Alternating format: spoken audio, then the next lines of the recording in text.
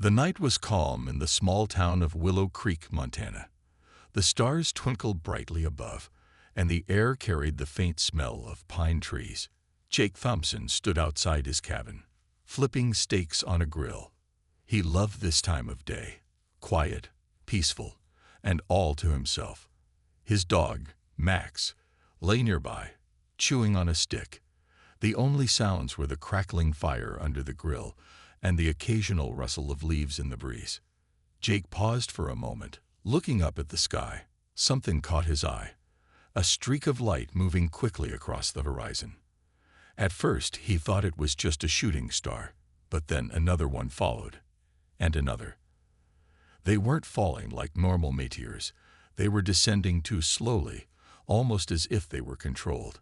Max suddenly stopped chewing and growled low, his ears perked up toward the sky. Jake frowned. "What's gotten into you, boy?" he muttered, scratching the dog behind the ears. Curious, Jake grabbed a pair of binoculars from inside the cabin and stepped out again. Through the lenses, he could see strange shapes gliding silently through the air.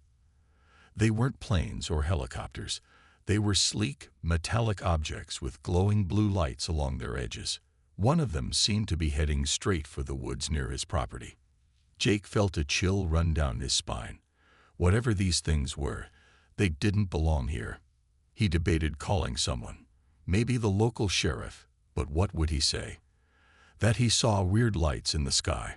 People around town already joked about him being a bit of a recluse. No, he decided, he'd check it out himself first. Grabbing a flashlight and his hunting rifle, just in case, Jake hopped into his old pickup truck and drove toward the woods.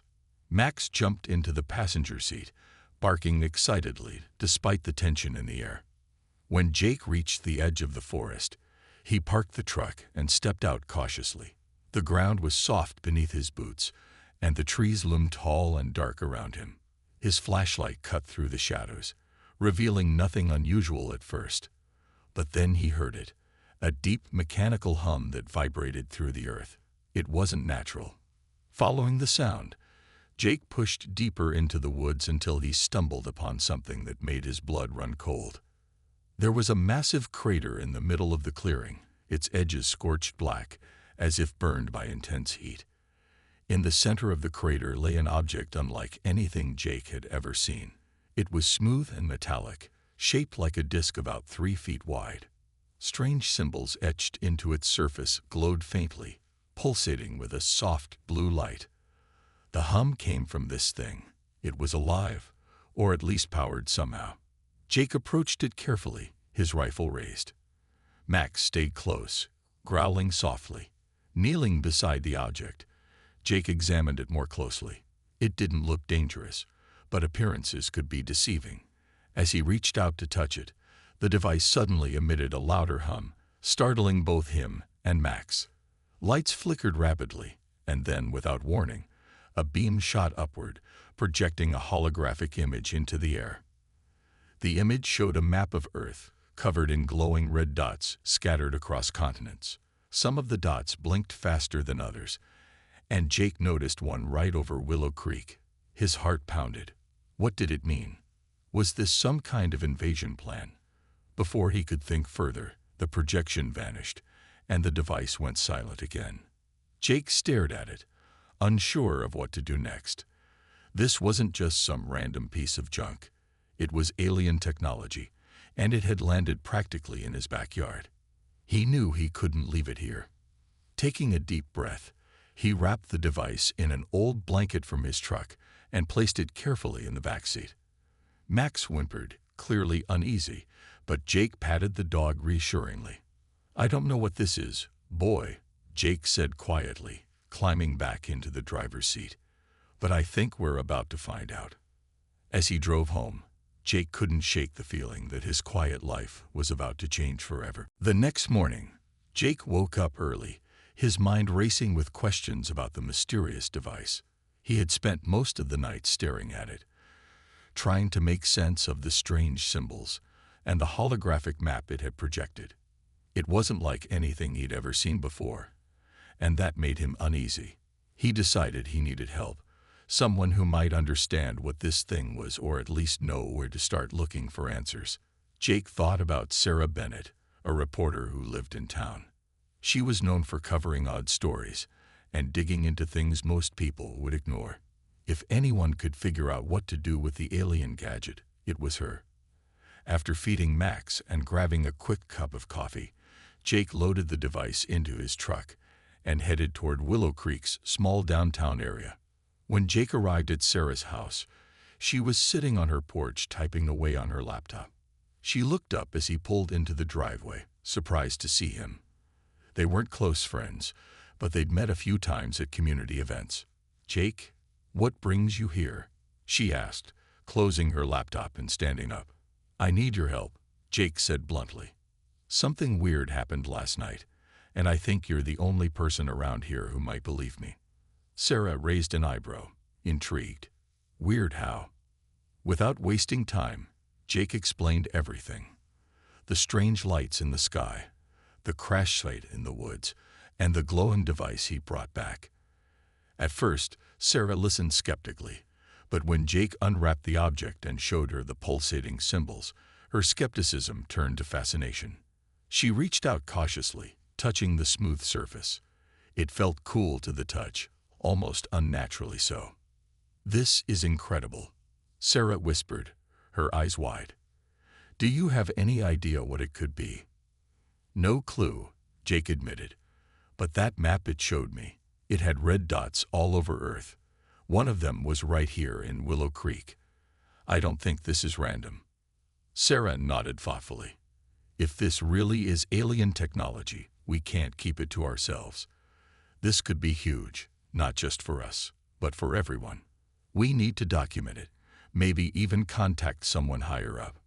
Jake hesitated. The idea of involving outsiders didn't sit well with him. "Let's not jump the gun," he said.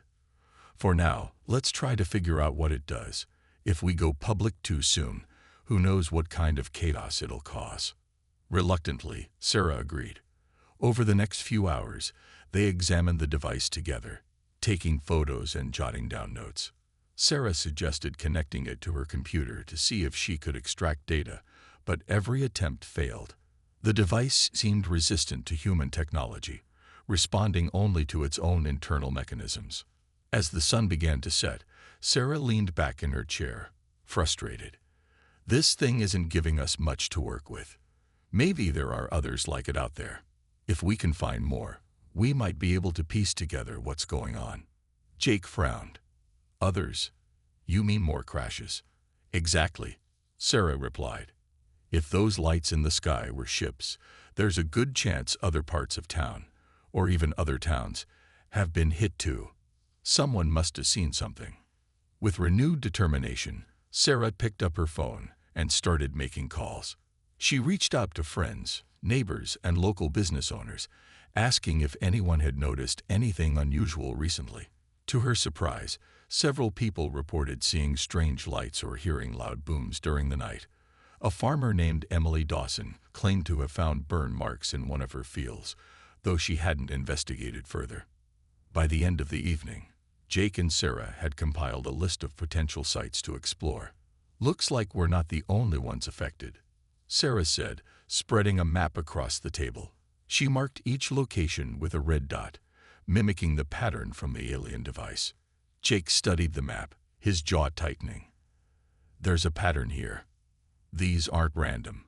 Whoever, or whatever, is behind this has a plan." Sarah nodded. "And we need to figure out what it is before it's too late." As they packed up their notes and prepared for the next step, neither of them realized how quickly things were about to escalate. Outside, the wind picked up, carrying with it an eerie silence that settled over the town. Unbeknownst to Jake and Sarah, they weren't alone anymore. Somewhere in the shadows, unseen eyes watched and waited. The following morning, Jake and Sarah set out early to investigate the locations marked on their map. They decided to start with Emily Dawson's farm since it was closest to Willow Creek. The drive was quiet, both of them lost in thought. Jake kept glancing at the alien device sitting securely in the back seat, wrapped in the same old blanket. Every so often, Max would growl softly from the passenger seat, his hackles raised as if sensing something was wrong.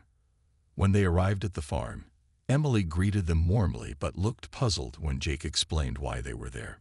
"Burn marks, you say?" she asked, scratching her head. "Yeah, I did notice something odd near the north field yesterday. Didn't think much of it. Figured maybe lightning struck or something." She led them to the spot, pointing to a patch of scorched earth surrounded by flattened crops. The ground was blackened, and the air smelled faintly of ozone, similar to what Jake had noticed near the crater in the woods.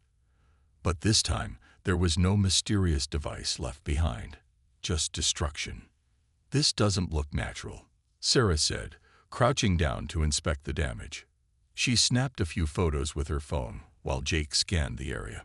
Max sniffed cautiously around the edges of the burn mark, his tail tucked low between his legs. Jake frowned. Whatever did this wasn't lightning. "Look at the pattern. It's too precise." Before anyone could respond, a rustling sound came from the nearby trees. Everyone froze, turning toward the noise. At first, nothing moved, but then a shadow darted across the edge of the field.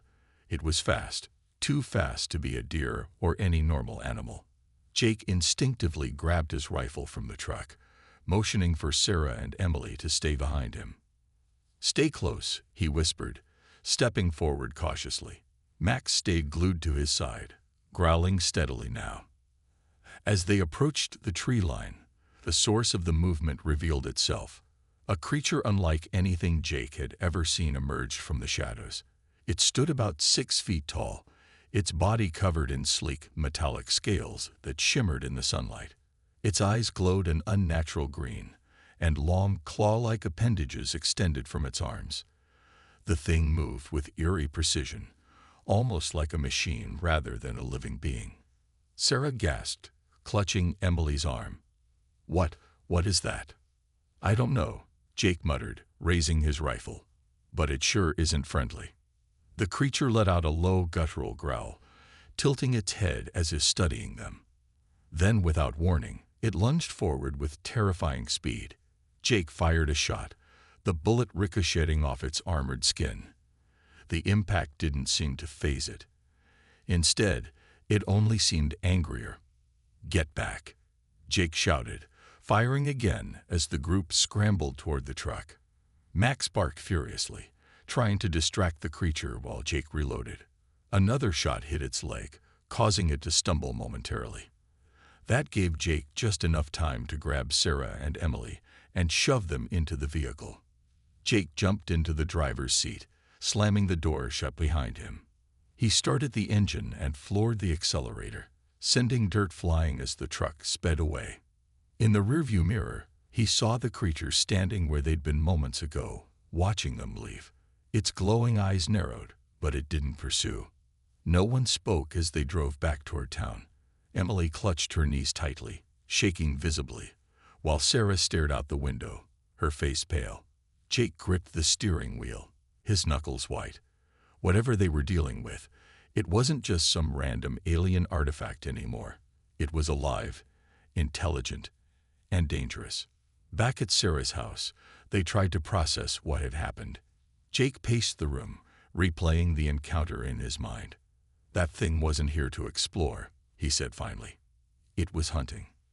"But why?" Sarah asked, still shaken.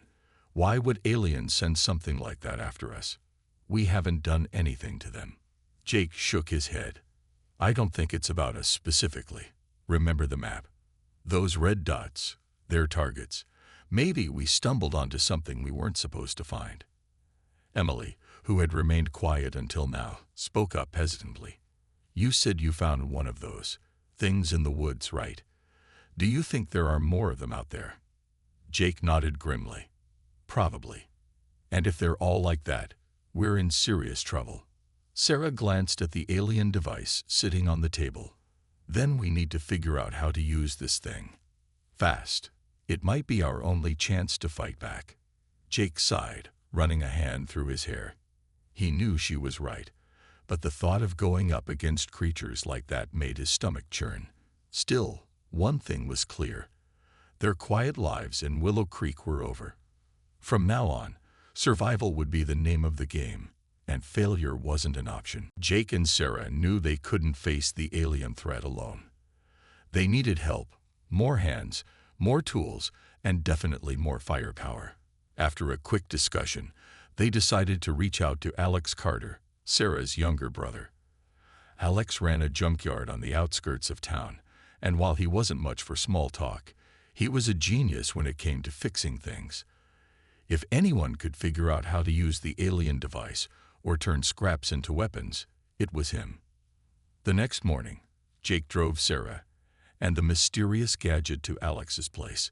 The junkyard looked like a graveyard for machines, rusty cars stacked on top of each other, piles of scrap metal everywhere, and tools scattered across workbenches. Alex was hunched over an old tractor engine when they arrived, grease smeared across his face and arms. He looked up, surprised to see them. "Alex, we've got a problem," Sarah said without preamble. She explained everything: the strange lights, the alien device, and the biomechanical creature that had attacked them at Emily's farm. At first, Alex just stared at her, clearly thinking she'd lost her mind. But when Jake unwrapped the glowing object and placed it on a nearby table, Alex's skepticism melted away. "This is insane," Alex muttered, circling the device like it might bite him. "What do you want me to do with it?" "Figure out how it works," Jake replied. "And if you can't do that, maybe you can rig something else to fight those things. We're going to need all the help we can get." Alex nodded slowly, already rolling up his sleeves. "All right, let's see what this thing can do." While Alex worked on the device, Jake suggested they start preparing for a larger fight.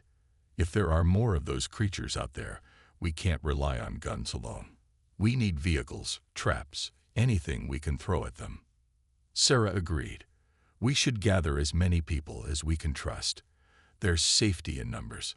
Over the next few days, the group worked tirelessly. Alex spent hours tinkering with the alien device, trying to unlock its secrets, while Jake and Sarah scoured the junkyard for materials. With Alex's expertise, they transformed old trucks and cars into makeshift combat rigs. One vehicle got mounted with a flamethrower made from a propane tank and a pressure hose. Another was fitted with steel plates for armor and rigged with explosives designed to detonate remotely.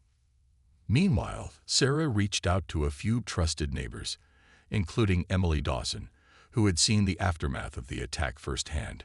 Together, they formed a small but determined team. Everyone brought something useful to the table. Emily's farming skills came in handy for setting traps, while another neighbor, Daniel, proved skilled with a rifle.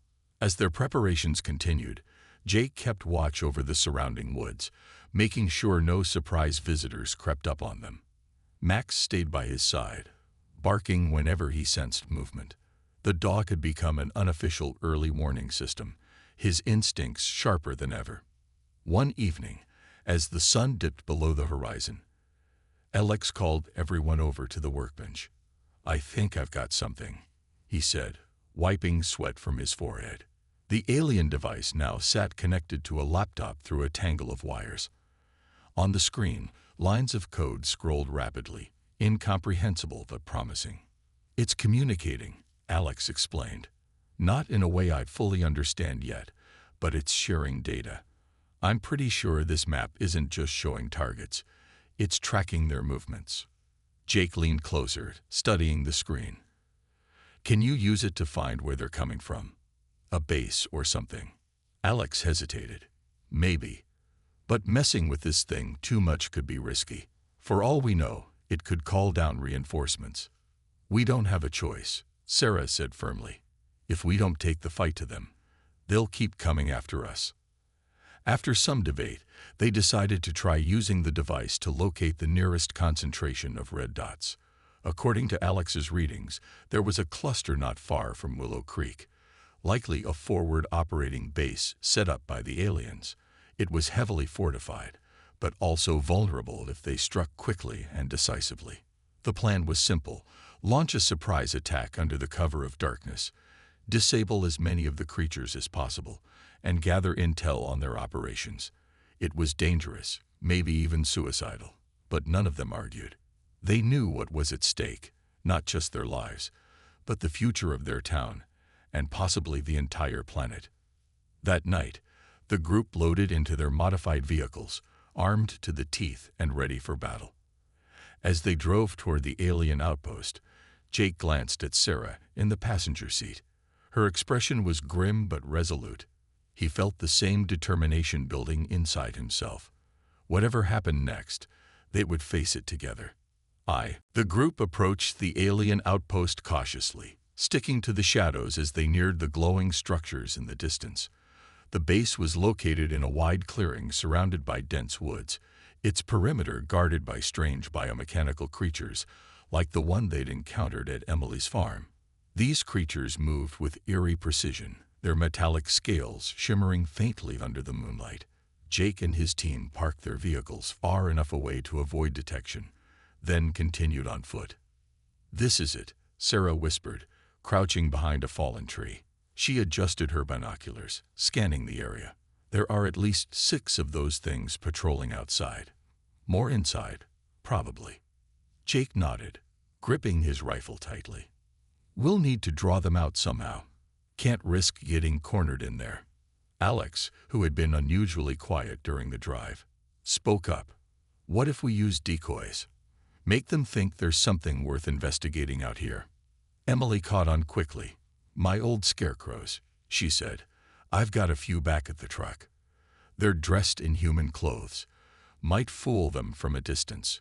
Without wasting time, Jake and Daniel jogged back to the vehicles and grabbed 2 scarecrows. They propped them up near the edge of the woods, positioning them to look like people hiding among the trees. Then, using Alex's modified remote control system, they rigged small noisemakers to emit faint sounds, branches snapping, whispers, footsteps, to mimic human movement. Back at the observation point, the group waited anxiously. It didn't take long for the plan to work. One of the biomechanical creatures tilted its head, detecting the noise. It let out a low growl before signaling to another nearby. Within minutes, 4 of the creatures had left their posts and were stalking toward the decoys. "Now," Jake hissed. The ambush began. Sarah fired a flare gun into the air, creating a bright distraction that sent the creatures scrambling. At the same time, Jake and Daniel unleashed a barrage of gunfire, targeting the aliens' legs to slow them down. Max barked furiously, darting between the trees to keep the creatures confused and disoriented. Inside the base, alarms blared as reinforcements rushed out to investigate. This was exactly what Jake and his team wanted. While most of the group kept the creatures occupied outside, Alex and Emily slipped past the chaos and into the heart of the outpost.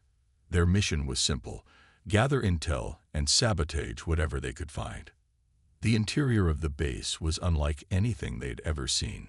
Strange machines hummed softly, connected by glowing cables that pulsed with energy. Alien symbols floated in holographic displays above consoles, shifting and changing too quickly to decipher.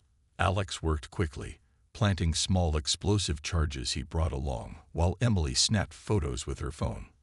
"We need to hurry," Emily whispered, glancing nervously over her shoulder.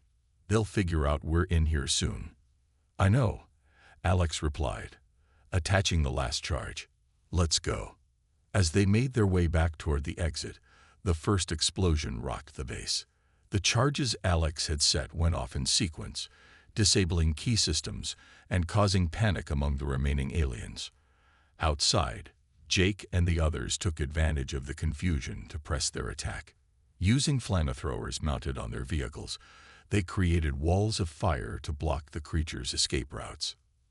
One of the biomechanical beasts lunged at Jake, knocking him off balance. Before it could strike, Max leaped onto its back, biting and clawing at its metallic hide. The distraction gave Jake just enough time to grab his combat knife and plunge it into a weak spot near the creature's neck. With a final screech, it collapsed, lifeless. By the time the dust settled, the group had managed to destroy the outpost completely. The surviving aliens retreated into the night, leaving behind only smoldering wreckage. Exhausted but victorious, Jake and his team regrouped near their vehicles. "We did it," Sarah said, breathing heavily. Her face was streaked with dirt, but she wore a triumphant smile. "We actually did it." Jake nodded, though his expression remained serious. "This isn't over. There are more of them out there. But tonight, we showed them something. They're not dealing with ordinary prey." Max wagged his tail, sensing the mood lighten slightly. Everyone climbed into their trucks, ready to return home. As they drove away, the burning remains of the alien base lit up the horizon behind them. For now, humanity had won a small victory, but Jake knew the war was far from finished. Back at Sarah's house, the group gathered around the kitchen table to debrief. Everyone was exhausted, their faces smeared with dirt and sweat, but there was a sense of cautious triumph in the air. They had struck a blow against the invaders, proving that humans weren't as helpless as the aliens might have thought. Still, Jake knew they couldn't afford to celebrate for long. "We need to figure out what we're dealing with," he said, breaking the silence. "Those things, they're not just random monsters. They're tools. Someone is pulling the strings." Sarah nodded, pulling out her phone. "I took pictures inside the base. Maybe we can find something useful in them." She scrolled through the images, showing the group what she'd captured. Strange machines, glowing symbols, and rows of pods filled with some kind of gel-like substance. In one photo, a holographic display showed Earth surrounded by red dots, similar to the map from the alien device. But this time, arrows pointed outward, radiating from a central location. "That's got to be their main base," Alex said, leaning closer. "If we can find where it is, we might be able to hit them harder. Or get ourselves killed," Daniel muttered under his breath, earning a glare from Emily. Jake ignored the comment. "It's worth the risk. If we don't take the fight to them, they'll keep coming after us." As the discussion continued, Alex noticed something unusual in one of the photos, a small cube-shaped object sitting on a console. It looked different from the other technology in the image, almost like it didn't belong. "Wait, zoom in on that," he said, pointing to the screen. Sarah adjusted the picture, bringing the object into focus. It was metallic and covered in intricate patterns, similar to the symbols on the alien device. "What do you think it is?" she asked. "No idea," Alex admitted. "But if it's important enough to be in their base, it's probably worth checking out." The group agreed. Their next step would be to search the wreckage of the outpost for anything valuable, including the mysterious cube. Early the next morning, they returned to the site, careful to avoid any remaining patrols. The area was still smoldering, the air thick with smoke, and the acrid smell of burnt metal. Max sniffed cautiously, his ears perked up for any sign of danger. Jake led the way, rifle at the ready, while Sarah and Alex searched through the debris. It didn't take long to locate the console where the cube had been. To their relief, it was still intact, untouched by the explosions. Alex picked it up carefully, examining it closely. "This feels wrong," he said, turning it over in his hands. The surface was cold, almost unnaturally so, and the pattern seemed to shift slightly when viewed from different angles. "Be careful with that," Jake warned.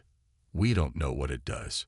They spent another hour combing through the ruins, gathering fragments of alien tech and documenting everything they found. By the time they were done, the sun was high in the sky, and the group was eager to leave before reinforcements arrived. Back at the junkyard, Alex set to work analyzing the cube. He connected it to his laptop, hoping to extract data like he had with the original device. At first, nothing happened. The cube sat inert, refusing to respond. But then, without warning, it began to hum softly, projecting a stream of information onto the screen. "It's some kind of log," Alex said, scrolling through the text. "Looks like mission reports or something. I can't read all of it, but there are references to humans being classified as high-risk targets. High risk, Sarah echoed, frowning. Why would they call us that? We're not exactly advanced compared to them. Jake leaned forward, his brow furrowed. Maybe it's not about our technology. Maybe it's about how we fight. Humans don't back down. Even when we're scared, we keep going. That's not something they're used to. Alex nodded slowly. There's more here too. Something about experiments. They've been studying us for a while now, maybe even longer than we realized. The revelation sent a chill through the room. If the aliens had been observing humanity for years, then their arrival wasn't sudden, it was planned. And if that was true, the stakes were higher than anyone had imagined. We need to share this, Sarah said finally, not just with each other, but with everyone. People deserve to know what's happening. Jake hesitated, weighing the risks. Spreading the word could rally others to their cause, but it could also cause panic, or worse, draw unwanted attention from the aliens. Still, he knew Sarah was right. Humanity couldn't face this threat alone. All right, he said, standing up. But we do it carefully, one step at a time. The decision to share what they had discovered came with its own set of challenges. Jake and his group knew that spreading the word about the alien threat could either unite people or send them into chaos. They decided to start small, reaching out to trusted friends and neighbors in Willow Creek before expanding their message to nearby towns. Sarah took charge of crafting a clear and concise explanation of the situation, avoiding anything that sounded too far-fetched, while emphasizing the urgency of preparing for an attack. At first, reactions were mixed. Some people dismissed the story as paranoia or outright fiction, refusing to believe that aliens were real. Others, however, listened intently, especially after seeing photos of the destroyed outpost and hearing first-hand accounts from Emily and Daniel. Slowly but surely, a network of volunteers began to form, ordinary men and women willing to do whatever it took to protect their homes. While Sarah worked on rallying support, Alex continued analyzing the data from the cube. He discovered something alarming. The aliens weren't just observing humanity, they were experimenting on them. The logs mentioned biological samples being collected, along with notes about human aggression and adaptability.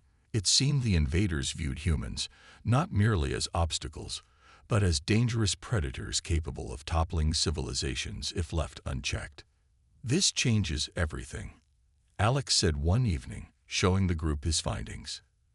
They're scared of us. That's why they're hitting so hard and fast. They don't want to give us time to fight back. Jake nodded grimly. Then we need to hit them where it hurts. If we can find their main base, we might be able to cripple their operations. But finding the central hub wasn't easy. The maps and coordinates stored in the cube were encrypted, written in a language no one could decipher. Frustrated, Alex suggested using the original alien device to interface with the cube, hoping the two pieces of technology might communicate. After hours of trial and error, the plan worked. The cube projected a new holographic map, this time highlighting a massive structure floating high above Earth's atmosphere. That's their mothership, Sarah whispered, staring at the image. If we take it out, we take them all out. The idea was bold and incredibly risky. Getting close to the mothership would require infiltrating enemy territory, bypassing advanced defenses, and surviving long enough to plant explosives deep inside the vessel. It was essentially a suicide mission, but Jake knew it was their best shot. We'll need a team, he said finally. Volunteers only. No one gets forced into this. To his surprise, nearly everyone stepped forward. Sarah insisted on joining, arguing that her knowledge of the aliens' movements made her invaluable. Alex volunteered to handle the tech side of things, while Emily and Daniel offered their skills in logistics and combat. Even Max seemed ready, pacing eagerly whenever Jake mentioned the plan. The group spent days preparing for the assault. Using scraps from the junkyard, Alex modified a captured alien shuttle they'd salvaged from the outpost. The sleek craft was equipped with stealth systems designed to mimic the aliens' own ships, giving them a chance to slip past patrols unnoticed. Inside, they installed weapons, medical supplies, and enough explosives to bring down a building, or in this case, a spaceship. On the night of the mission, the team gathered at the edge of the woods, the shuttle waiting silently among the trees. Everyone exchanged nervous glances, knowing the odds were against them. Jake gave a final pep talk, his voice steadied despite the weight of what lay ahead. "We've come this far because we didn't give up," he said. "Tonight, we show those aliens exactly what happens when you mess with Earth. Stick together, stay sharp, and trust each other. Let's make them regret ever setting foot here." With that, they climbed aboard the shuttle. As the engines roared to life, Max settled into the corner, his tail wagging nervously. The ship lifted off smoothly, disappearing into the night sky. Below, the lights of Willow Creek faded into darkness. The journey to the mothership was tense but uneventful. Thanks to Alex's modifications, the shuttle blended seamlessly with the alien fleet, avoiding detection until they reached the massive vessel. Docking was tricky, but Jake managed to guide the craft into an open hangar bay without raising alarms. Once inside, the team moved quickly, splitting into pairs to cover more ground. The interior of the mothership was a maze of corridors lit by eerie blue light, patrolled by biomechanical creatures and humanoid figures clad in sleek armor. Every step felt like walking through a nightmare, but the group pressed onward, driven by sheer determination. The shuttle hurtled through space, its engines roaring as the team made their escape. Behind them, the mothership collapsed into a fiery inferno, sending shockwaves rippling through the void. The sight was both terrifying and awe-inspiring, a testament to humanity's resilience and ingenuity. Inside the cramped cockpit, everyone let out a collective breath they hadn't realized they were holding. "We did it," Sarah whispered, her voice trembling with disbelief. She gripped the edge of her seat, staring at the glowing debris field where the massive alien vessel had once loomed. "We actually did it." Jake nodded, his hands still steady on the controls. "For now," he muttered under his breath. His expression remained grim, even as Alex and Emily exchanged relieved smiles. Max lay curled up in the corner, panting heavily but clearly alive after the harrowing ordeal. As the adrenaline began to fade, reality set in. They had destroyed the command center of the invasion, but that didn't mean the war was over. The aliens' forces on Earth were still scattered across multiple locations, regrouping and adapting. Jake knew the victory was temporary at best, an important blow, but not the final one. The shuttle sensors suddenly beeped, drawing everyone's attention. A holographic display flickered to life, showing a transmission being broadcast directly to them. At first, the screen was filled with static, but then an image resolved itself. A tall, imposing figure clad in ornate armor. Its eyes glowed a piercing red, and its voice echoed unnaturally when it spoke. "Humans," the figure said, addressing them in perfect English. "You have proven yourselves to be resourceful, more so than anticipated." The tone was calm, almost curious, but carried an underlying menace that sent chills down their spines. Jake leaned forward slightly, gripping the armrests of his chair. "Who are you?" he demanded, his voice firm despite the knot forming in his stomach. "I am Commander Zaldrin," the figure replied, "leader of the Vrillian Expeditionary Force. Your actions tonight will not go unanswered." Sarah glanced nervously at Jake, unsure whether responding was wise. But Jake held his ground. "Your kind came here uninvited," he shot back. "If you want to fight, you picked the wrong planet." Zaldrin tilted his head, studying them silently for a moment before continuing. "Fascinating. You speak as though your species has earned dominion over this world. Yet history tells us otherwise. Humans destroy without purpose, consume without restraint. Tell me, why should we fear beasts such as yourselves?" The question hung heavy in the air. No one responded immediately, each member of the team grappling with the weight of the accusation. Finally, Sarah spoke up, her voice steady despite her fear.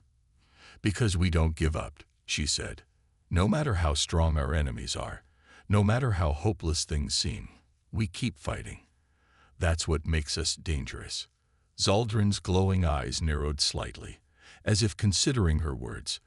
Then, with a dismissive wave of his hand, the transmission ended abruptly, leaving the screen blank once more.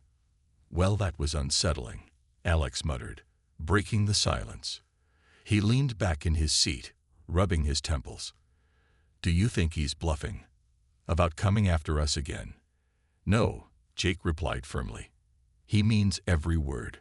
Destroying their ship won't stop them. It'll just make them angrier." The group fell silent, each lost in their thoughts. They had struck a devastating blow, but the cost of continued resistance weighed heavily on all of them. Their small victory had come at great risk, and the thought of facing an even larger force left them uneasy. By the time the shuttle re-entered Earth's atmosphere, dawn was breaking over the horizon. The sky glowed orange and pink, painting the landscape below in soft hues of light. It was a stark contrast to the chaos they had left behind in space. As they landed near Willow Creek, the familiar sights of home brought a sense of comfort, but also a renewed determination. Stepping out of the shuttle, Jake looked around at his team. Each face bore signs of exhaustion, but also resolve. They had faced the unknown and survived, proving that humanity's spirit couldn't be broken easily. "We've got work to do," Jake said finally, turning to face them. "They're not done with us, and we're not done with them. If they come back, we'll be ready." No one argued. Despite the challenges ahead, they knew they couldn't afford to rest. The aliens had underestimated humanity once, and paid the price.